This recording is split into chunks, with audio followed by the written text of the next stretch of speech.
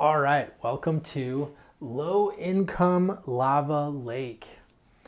All right, so when you're buying your first home, you need income. You need a job.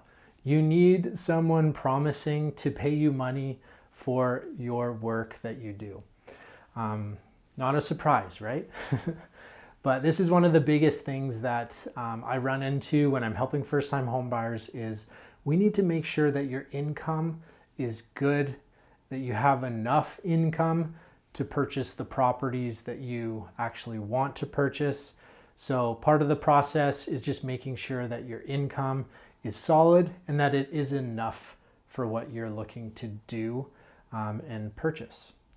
So the first thing that we won't go too in depth on this, but I do want to explain it so that you kind of understand how your debt and income are related to one another.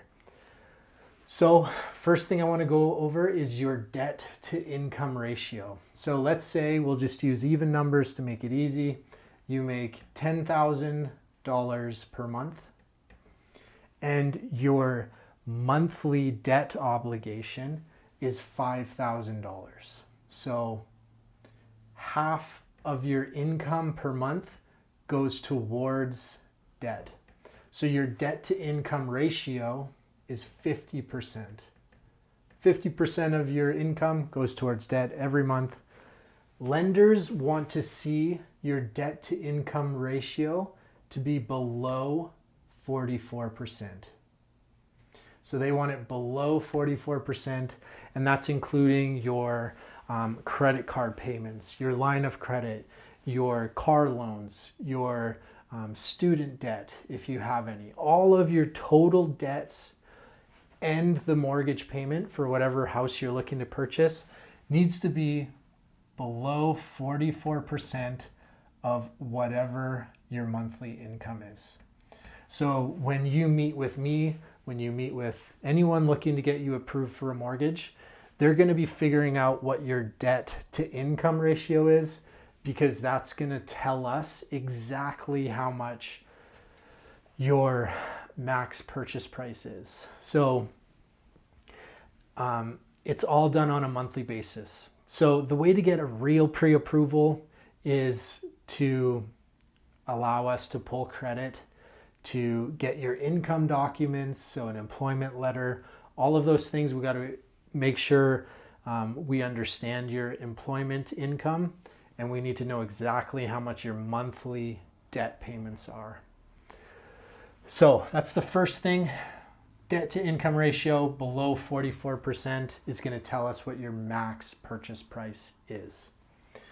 So one of the hardest things for people is to figure out how to increase income to purchase the homes that they want.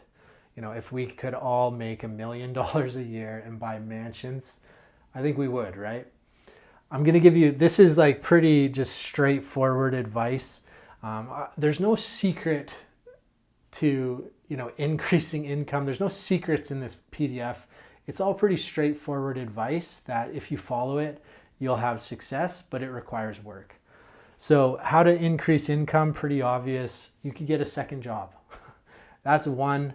That's not possible for everyone. So there's other ways. In the PDF, I'm going to give you a bunch of different things. There's a video that goes over how you can negotiate a higher wage. There's an FBI hostage negotiator that does a video about negotiating with your current employer. The link is in the PDF, so check that out. There's also strategies. There's research done that if you change jobs more often, so I'm not saying change jobs every couple of months, but maybe every 2 to 3 years, if you're switching companies, one of the quickest ways to get an increase in pay is going from one job to a similar job at a different company. You'll get a higher pay. You'll make more money that way than staying at the same company for this, your entire career. If you're switching to different companies, you can get up the ladder a bit quicker doing it that way. So, and then there's obviously getting training. So if learning things, there's technical schools that will teach you, 1 or 2 year programs that will increase your income quite quickly from a relatively short period of schooling. So pretty simple, straightforward ways. And again, there's more links in the PDF with specific things that you can do to increase your income. If you need to buy sooner rather than later, and some of those other options just aren't an option that you're interested in doing, the next one is you can add a cosigner. So adding a cosigner, it needs to be someone usually that you're related to. So a family member, an aunt that's like a mom to you. We can add this person onto your application, and we add their income. So we add your income, add your cosigner's income onto the application, but we're also adding their debts. So whoever's your cosigner needs to have good income and relatively low debts if they can be added onto the application and you actually get approved for what you're wanting to purchase. So this is an option if you have someone like that in your life that's willing to do it. It's a great way to get into a home sooner rather than later because to be honest with you, I think it's only going to get harder in the future to get approved for mortgages and buy a home. So it's definitely not a bad idea to look into this option to get into a home.